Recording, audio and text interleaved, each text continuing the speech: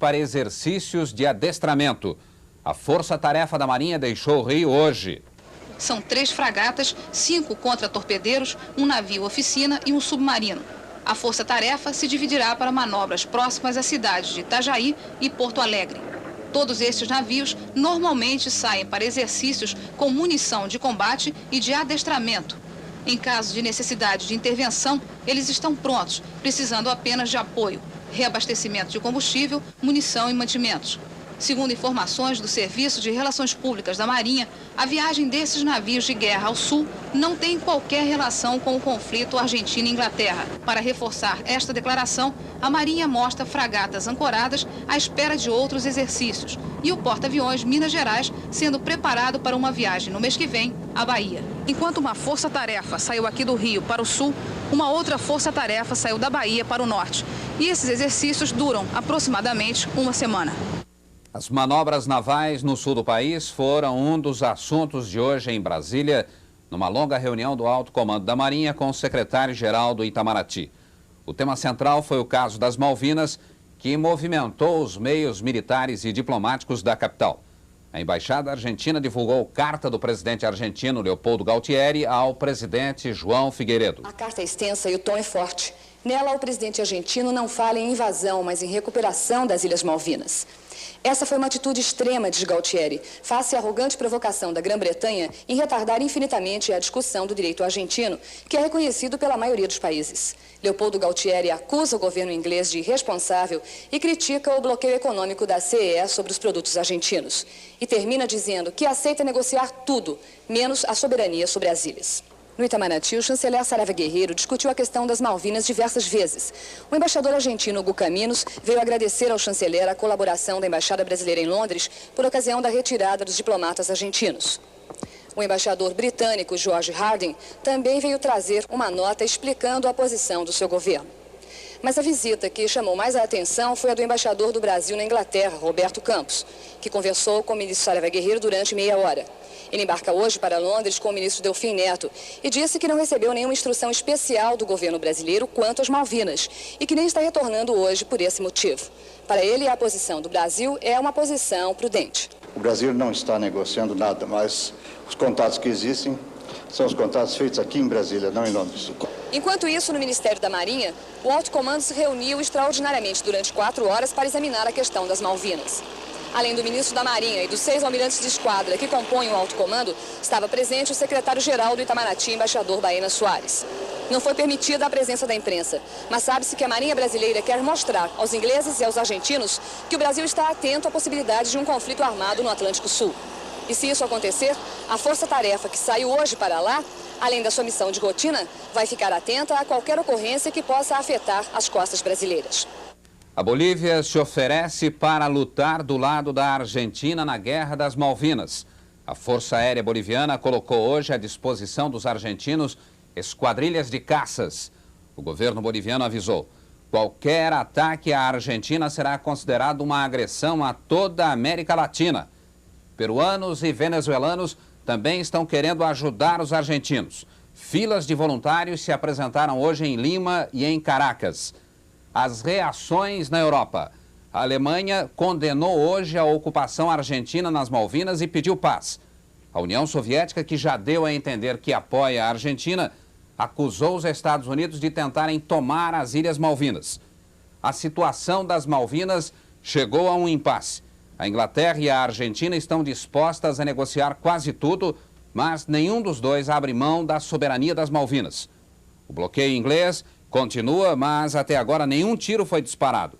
A Marinha Inglesa confirmou que são 4 os submarinos que vigiam a área de 320 quilômetros em volta das Malvinas. 2 submarinos são nucleares. Por causa deles, a Argentina acusou hoje a Inglaterra de violar os acordos de não proliferação de armas atômicas.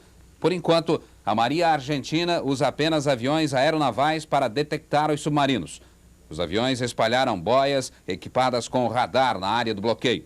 Em Porto Belgrano, onde os navios de guerra da Argentina estão ancorados, o movimento militar aumentou nas últimas horas, depois que o secretário de Estado norte-americano Alexander Haig cancelou a viagem de volta a Buenos Aires.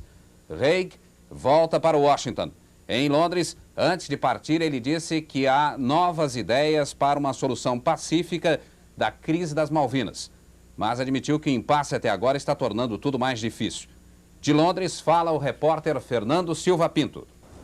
Foi um dia em que a mediação americana entre a Argentina e a Inglaterra pareceu à beira do fracasso. Mas o secretário de Estado, Alexander Haig, deixou Londres dizendo que existem novas ideias em discussão para evitar um conflito armado entre os dois países. De manhã, depois de cancelar a ida a Buenos Aires, ele chegou na residência da primeira-ministra para novas conversas. As especulações eram de que a Argentina, durante a noite, recusou a ideia de uma administração tripartite nas Malvinas. Alexander Haig ficou pouco tempo na residência de Margaret Thatcher. Saiu 2 horas depois e passou o resto da manhã e boa parte da tarde no Hotel Churchill. Existem informações não oficiais de que ele conversou mais de uma vez com Buenos Aires pelo telefone. Quando a partida para Washington já estava anunciada e parecia que o secretário de Estado ia embora, deixando atrás de si um impasse, o ministro inglês das Relações Exteriores, Francis Pym, chegou ao hotel para se despedir e ficou quase 2 horas lá dentro. Um pouco mais tarde, já no aeroporto, Alexander Haig disse que existem novas ideias sendo discutidas e que enquanto os dois lados examinam essas ideias, ele vai a Washington se reportar ao presidente Reagan e depois segue para Buenos Aires. Ele não entrou em detalhes sobre quais são as novas ideias.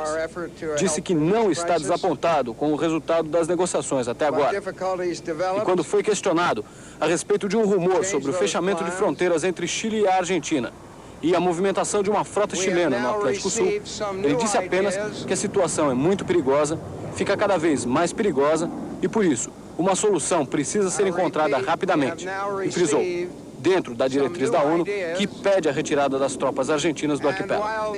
Apesar das novas ideias que o secretário de Estado norte-americano diz que existem, no momento em que esse avião levanta voo, é difícil imaginar uma fórmula diplomática que possa ser facilmente aceita tanto em Buenos Aires quanto aqui. A Argentina quer negociar a paz, afirmou no fim da tarde, em Buenos Aires, o comandante-chefe da Força Aérea, brigadeiro Lamy Dosso. O brigadeiro disse que ainda restam alguns caminhos a explorar no campo diplomático. Mas ele advertiu que, caso não se chegue a uma solução, os argentinos estão preparados para lutar pelas Ilhas Malvinas. Nosso enviado especial, Paulo Alceu, informa direto de Buenos Aires. Primeiras horas da manhã, a maioria dos jornalistas estrangeiros ficou esperando em frente ao Palácio San Martín uma resposta das autoridades argentinas sobre as negociações com os ingleses. Não veio nada, pelo menos por enquanto. O governo parece mudo e esse silêncio começou a preocupar os argentinos. Esses problemas que há agora. Eu tenho muita fé, Essa senhora espera e quer que tudo se solucione de forma pacífica para o bem do país e de todo o mundo. Este aqui disse que, como argentino e ser humano, não deseja uma guerra, porque ninguém vai ganhar nada, apenas vai aumentar o ódio entre as duas nações e teme que isso possa gerar um conflito mundial. Hoje, o comentário nos meios diplomáticos é de que está havendo certa discordância nas Forças Armadas.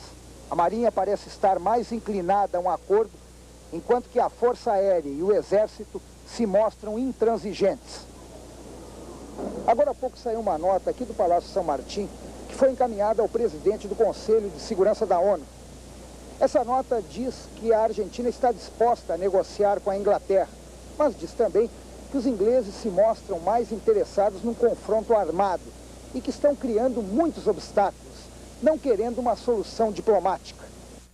As últimas notícias de Buenos Aires. O presidente general Leopoldo Galtieri acaba de convocar todos os generais da reserva para uma reunião urgente agora à noite. O motivo da reunião ainda não foi revelado. Também em Buenos Aires, o embaixador da China saiu há poucos instantes da chancelaria e informou: a China dará todo o apoio à Argentina em qualquer circunstância. O embaixador chinês reafirmou que a China reconhece a soberania argentina nas Ilhas Malvinas. A crise das Malvinas preocupa a OEA, a Organização dos Estados Americanos, que ofereceu hoje sua cooperação para um acordo entre a Argentina e a Inglaterra.